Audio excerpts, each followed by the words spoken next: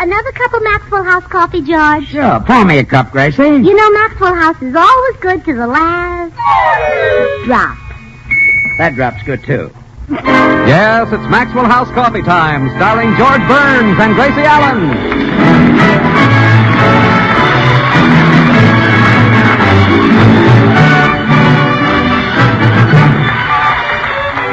With our special guest, Howard Duff, who is the famous detective Sam Spade. Yours truly, Toby Reed, Joseph Kearns, Eric Snowden, Harry Lubin, the Maxwell House Orchestra, and Bill Goodwin. For America's Thursday night comedy enjoyment, it's George and Gracie. And for America's everyday coffee drinking enjoyment, it's Maxwell House. Always good to the last drop.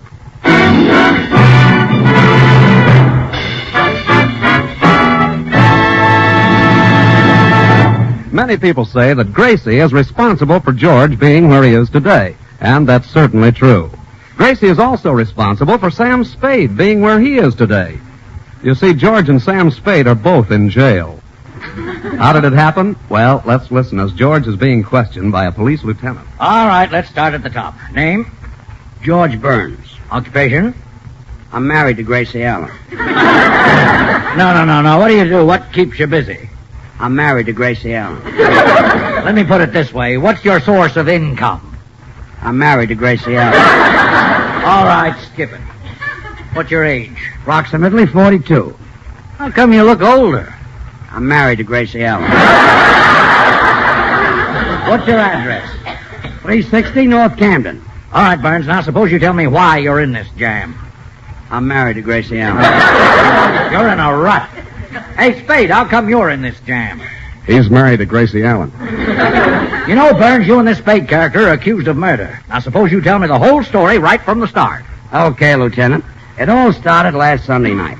I was sitting home listening to the radio with my wife. I'm married to Gracie Allen, yes. That part I know. Take it from there. Well, Gracie and I were listening to the adventures of Sam Spade. The program was just finishing.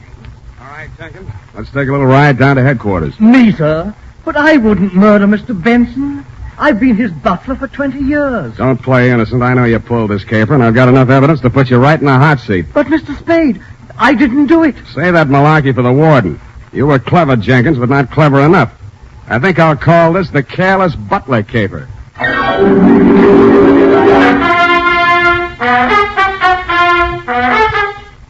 Why did you turn off the radio, Gracie? Sam Spade got the wrong man tonight. What? I'm positive that Jenkins the butler wasn't guilty. An innocent man is going to get the hot plate. Hot seat. And don't worry.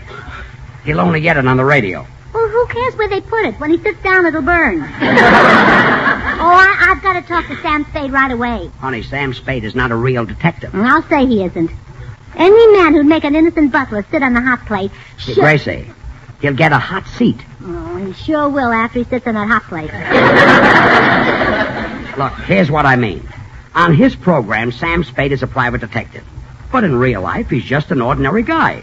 Just like on your program, you're a nitwit. But in real life...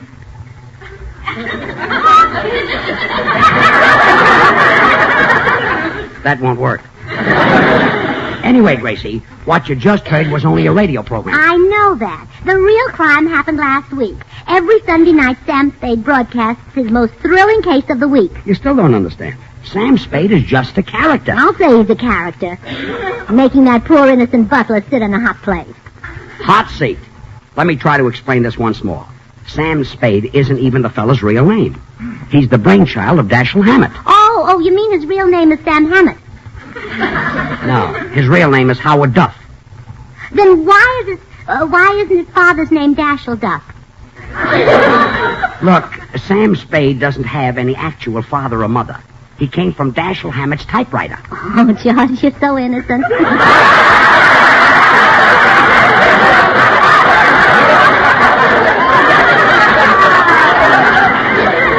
You know, I'll bet you believe that old story about coming from under cabbage leaves, too. What's the use? Okay, Sam Spade is a naughty detective, and he's sending an innocent butler to the hot plate. Hot seat. Good night, dear. Good night.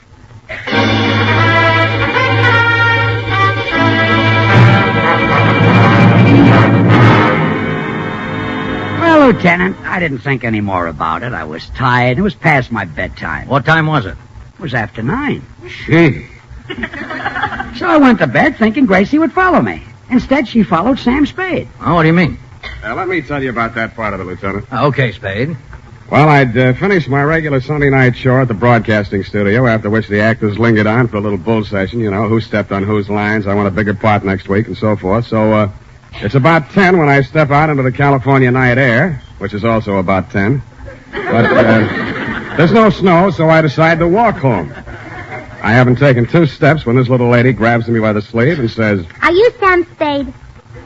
well, if I had known then what I know now, I would have thrown myself under the wheels of a passing sunset bus. But I'm a ham, and I figure she's maybe a fan, so I answer in my best Pasadena Playhouse voice. Why, yes, I'm Sam Spade. The butler didn't do it. Huh? You've got the wrong man. The butler didn't jerk that kipper. Jerk that kipper. Yank that copper?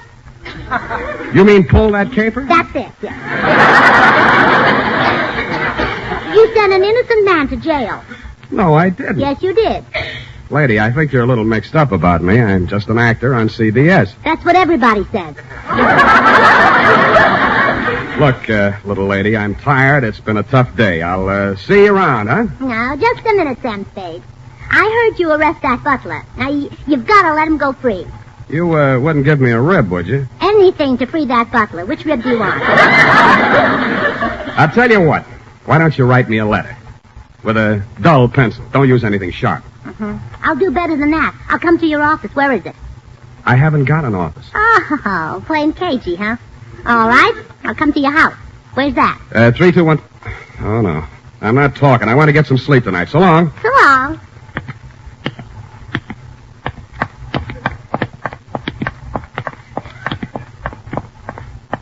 Why are you following me? What do you want? Got a cigarette? Sure. Here you are. Thanks. Got a match? Sure. Want me to light it for you? No, thanks. I don't smoke. Then why did you ask me for a cigarette? Well, I thought I'd better have it in case somebody asked me for one. I see. Would you like a cigarette? No, thanks. Well, good night. Good night.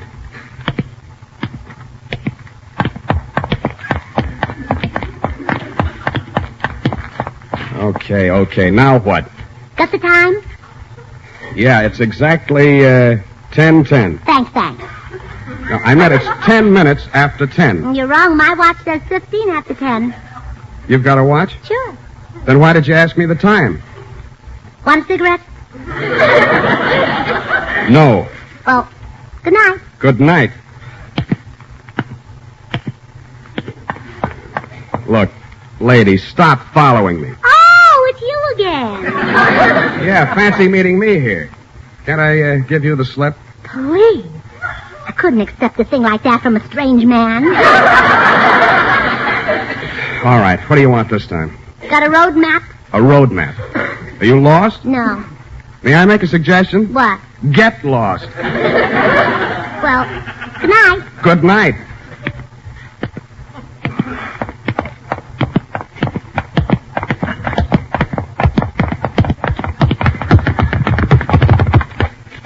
Well, I've had enough of this, little lady. You've seen the end of me. Yeah, for 2 blocks. This time I'll lose you. Hey, taxi. Let's get out of here, cabby, but fast.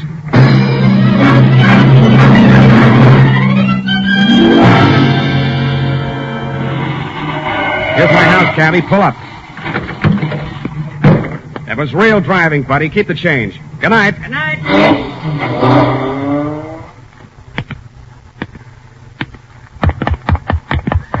Oh, no. Oh, no! How did you get here? On the back of that cab. Who are you, anyway? Oh, no. I'm too smart to tell you who I am. If I did, you'd complain to my husband, George Burns. Oh, so you're Gracie Allen. How did you find out? You forget I'm a detective. Oh. And now I know what the National Safety Council means when they say don't be a Gracie. Oh, never mind that. Are you going to let the butler go? Look, Gracie, there's really no butler in prison, and I'm not really Sam Spade. Oh, now don't give me that story about your mother being a typewriter. What? You're not talking to a child. I'm older than I look. Okay, Gracie, I see there's no use arguing with a smart girl like you. I'll see that the butler gets out. I'll get him the best mouthpiece in town. Get him out first. Fix his teeth later. Okay. Good night.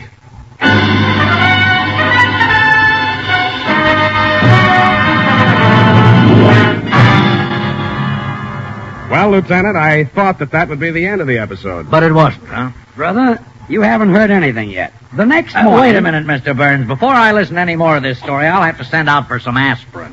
Here, have some of mine. Hey, how come you walk around with your pockets full of aspirin? I'm married to Gracie Allen.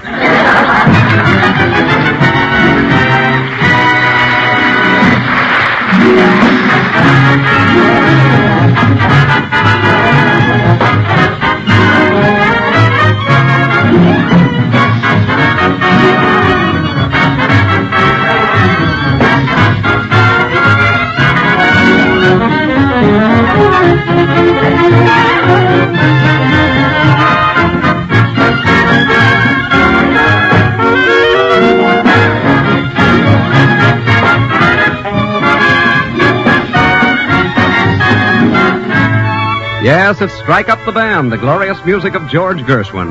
You know, you just can't mistake those melodies, those typical harmonies, the wonderful Gershwin rhythms. And it's all these things, all the separate musical elements skillfully combined, that make the music of George Gershwin so immortal. Listen a moment to one of his most famous compositions. It was heard for the first time just 25 years ago tonight. But see if you can recognize it when we play just the mellow harmony. With that, we'll blend this counter melody for richness. And now to add that vigorous Gershwin rhythm. Finally, we'll round out this great score as Gershwin intended you to hear and enjoy it by adding his full-bodied melody.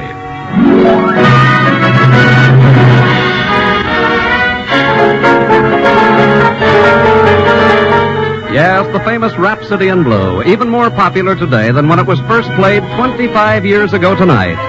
Like all great composers, George Gershwin knew well that great music requires not one, but many fine musical parts, all skillfully blended into one harmonious score.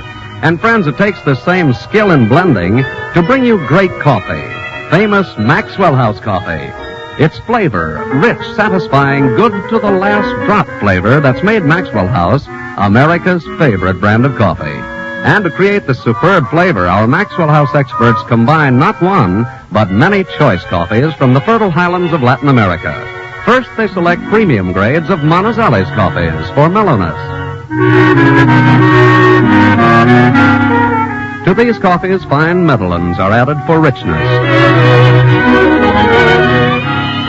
But famous Maxwell House flavor must be more than mellow and rich, so other choice coffees are added for vigor.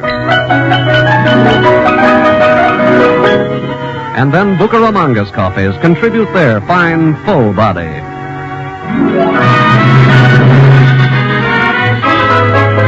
This perfectly balanced Maxwell House blend is then radiant roasted to flavor perfection and brought to you vacuum-packed and roaster fresh. And because you folks on the West Coast really know and enjoy coffee at its best, Maxwell House is blended and roasted for you right here on the West Coast to satisfy your critical taste.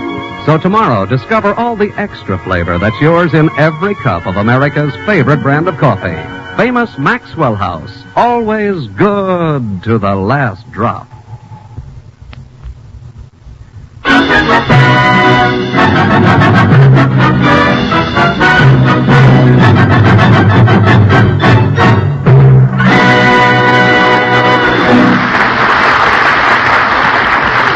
And now, back to the city jail, where George and Sam Spade are trying to explain how Gracie put them there. Let's see if I've got this straight so far, Burns.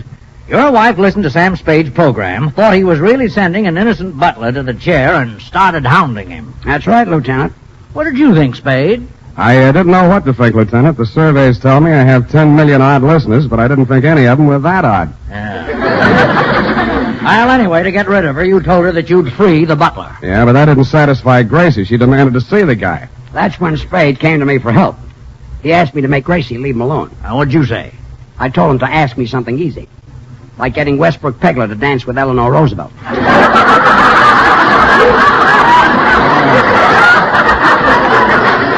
Mr. Burns, why do you put up with a wife like that? I'm too old to go back to Gus Edwards. Besides which, I happen to love her. Well, so what did you two decide to do? Well, there was only one thing we could do. That was dig up the actor who played the butler in my program and let Gracie see him. Which we did. Yeah, and that's when we really got into trouble. Well, tell me just what happened. Okay. Spade was giving the guy his final instructions. Now, remember, Claude, you're Jenkins the butler, and I have set you free. Don't worry, I'll have Mrs. Burns crying like a baby. In radio, they don't call me the male Ma Perkins for nothing. Oh, come on, Gracie's in the next room. Honey, here's Sam Spade. Yes, Mrs. Burns, and I have freed the butler. Here he is. How do you do, madam? It is the butler. I recognize that voice. Oh, I'm so happy for you, Jenkins. What will you do now that you're free? I shall return to the home of my youth. Where does your youth live? I had reference to my birthplace, madam. Dear old England. I shall go back there to regain my health. Really? Yes, America is nice, but I'll take Liverpool. Well, you don't have to go to England for Liverpools. They're made right here. Oh, yes, that's Carter's little Liverpools. I take them. And Liverpool is the name of a city. Yes, now, thank Mrs. Burns for getting out of jail and then disappear. Madam, your beneficent intervention has terminated a most injurious and humiliating incarceration. You'll never know what that means. Well, I won't unless you shorten the word. Goodbye, Jenkins. Farewell all. I go to a new and better life. Oh, goodbye. Write me from Kidney Creek. Liverpool. Well, I was in the right neighborhood. Goodbye. Well, that takes care of that, eh, George? You said it. I'll be running along, too. Goodbye, Gracie. Just a minute. Now, look. If the butler didn't murder Mr. Benson, who did? Huh? You proved that his wife and daughter didn't do it, and there was only one other person on the scene. So he must be the murderer. Who? You. Me? Confess, Sam Spade. You murdered Mr. Benson. But I had no motive. Then you did it with something else. Look, Gracie, Hand me my lipstick, George. I'm going to give him the 3rd degree. Lipstick? Well, I want to look nice when he shines that bright light in my face. You're supposed to shine it in his face. Oh, well, then give him the lipstick. I'm getting out of this madhouse. Goodbye.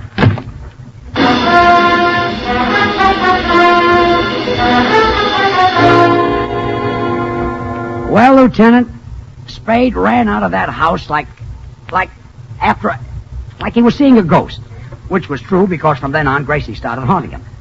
Trying to make him confess. Yeah, she found out that my radio sponsor was Wild Root Cream Oil, so she disguised herself with a big hat and a veil and knocked at my door. Sam Spade? Yes. How do you do? My name is Wild Root. Wild Root? Perhaps you know my husband, Willie Cream Oil. My full name is Mrs. Wild Root Cream Oil. I'm the wife of your sponsor. Now, look. I understand you murdered a Mr. Benson. Now, that's strictly forbidden in your contract.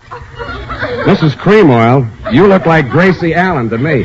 Flattery will get you no place. Now, if you'd like to confess, perhaps we can get you off with life imprisonment. And when you come out, you can take over your program again. Gracie, I did not murder Mr. Benson. Go away. But the next day, she was back. This time with another disguise. Sam Spade? Yes? I'm from Western Union. I have a telegram here from President Truman. What? I'll read it to you. Dear Sam, confess. Signed, Harry. Any answer? Scram. Beat it. Go away. That's no way to talk to the president. Out. But the 3rd day topped everything. She posed as a private detective. Sam Spade? Yes? I'm Sally Shovel. Now, listen, chum. We're in the same racket, pal, and I want to help you, buddy, so why don't you confess, Mac? You're a private eye? Also ear, nose, and throat. I put everything into my work. Now, confess, Doc. So you murdered Benson, so what? I've been mixed up with a few keepers. Or is it capers? In your case, it's keepers. Now go away.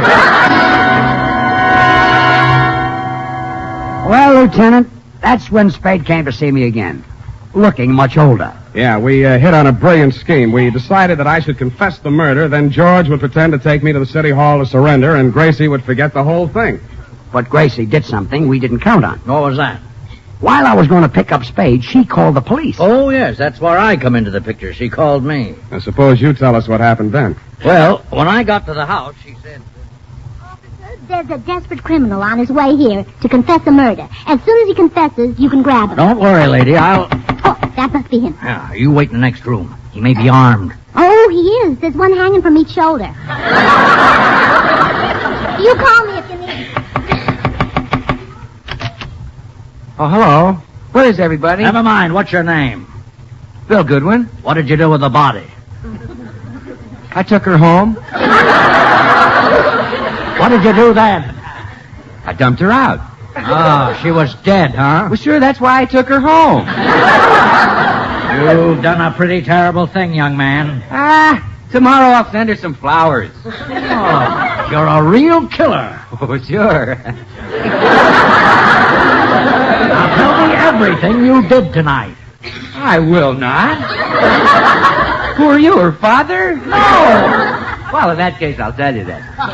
Another fellow and I double dated. We met the girls, and the four of us went into a restaurant for dinner. I ordered 4 cups of Maxwell House coffee. Then what? Well, I told the waiter to bring the other people some, too. See, I wanted them to taste the rich, mellow goodness of Maxwell House. It's America's favorite coffee, you know. Yes, I know. What happened then? Well, that's when the girl and I got into a fight. Aha, what about? She caught me drinking her Maxwell House coffee. Hey, but you'd had 4 cups. Well, when you taste that good to the last drop flavor, you just don't know when to stop. You know, Maxwell House is a blend of the finest Latin American coffees, radiant roasted to the peak of flavor perfection. Well, officer, did he confess the murder? Bill Goodwin. He confessed everything, Mrs. Burns. He got mixed up with a girl, and now he's headed for the chair. You're nuts. When I get mixed up with a girl, I head for the divan. I mean the electric chair. You killed a girl. Are you kidding? All I killed was 5 cups of Maxwell House coffee. Yes, officer, this is the wrong man. Sam Spade is the one you want to arrest. Sam Spade is in trouble? Oh, gee, I was going to hire him to find someone for me. Who? Girl about 5'2", red hair, green eyes, terrific figure, drives a Cadillac convertible. Oh, when did you last see her? Who's seen her? I want Spade to find me one like that. Well, so long.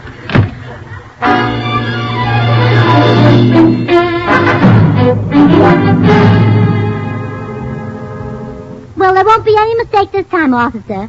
Here comes my husband up the walk with the real murderer. Yeah, anyone can tell that guy's a criminal. Look at that low forehead. That's my husband. Oh. Well, this time I want to hear the confession before I make the pinch. I'll just duck into this closet. Oh, poor Mr. Spade. I hate to think of him sitting in the electric chair. With those long legs, he'll be so uncomfortable.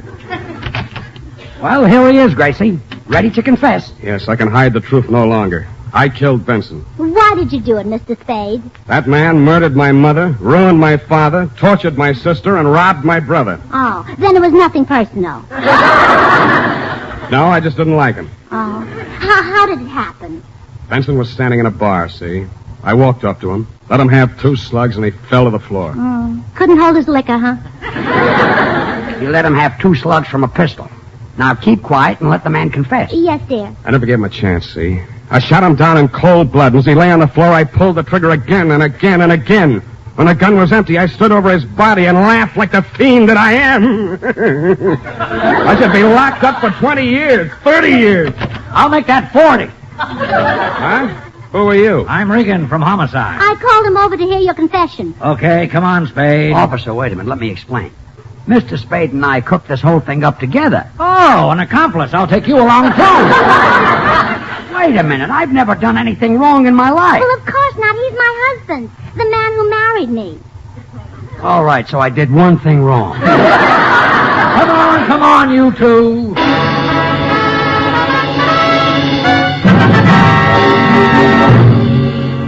Well, Lieutenant, that's the whole story. My apologies, fellas. You're both free to go. Thanks. Come on, Sam. Let's get out of here. You said it. Oh, by the way, Mr. Burns, your wife's waiting outside. Gracie? So long, George. I'm staying in jail. So long. Oh, hello, darling. Hello, Gracie.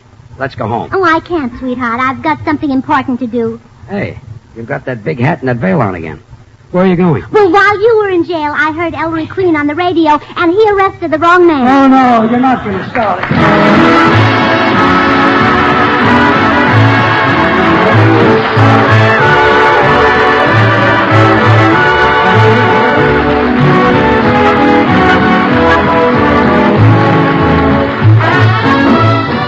Join us again next Thursday when we'll all be back. George Burns, Gracie Allen, Bill Goodwin, Harry Lubin and the Maxwell House Orchestra, and yours truly, Toby Reed. And now, here are our stars. Well, Gracie, next week we're going to have two guest stars. Mr. and Mrs. James Mason. James Mason? He's that wonderful English actor who's so mean and so rough with women. That's the man. Gee, he might hit me. Oh, but with you here, he wouldn't dare. You said it. You'd show him. If he hit me, you'd hit Mrs. Mason. That's what I do.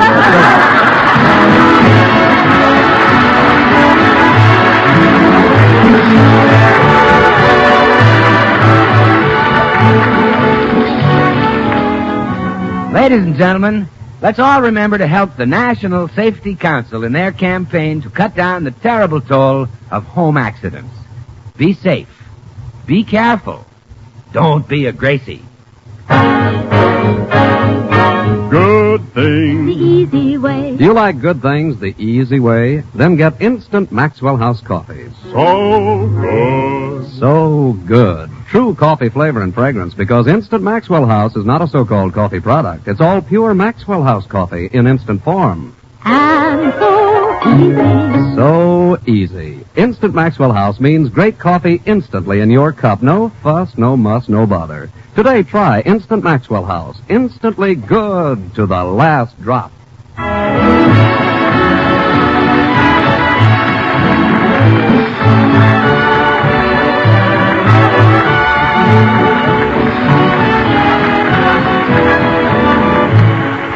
Howard Duff will soon be seen as star of the Universal International picture Red Canyon.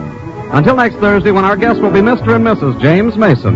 Good night and good luck from the makers of Maxwell House, America's favorite brand of coffee. Always good to the last drop. The George Burns and Gracie Allen Show is written by Paul Henning and Keith Fowler.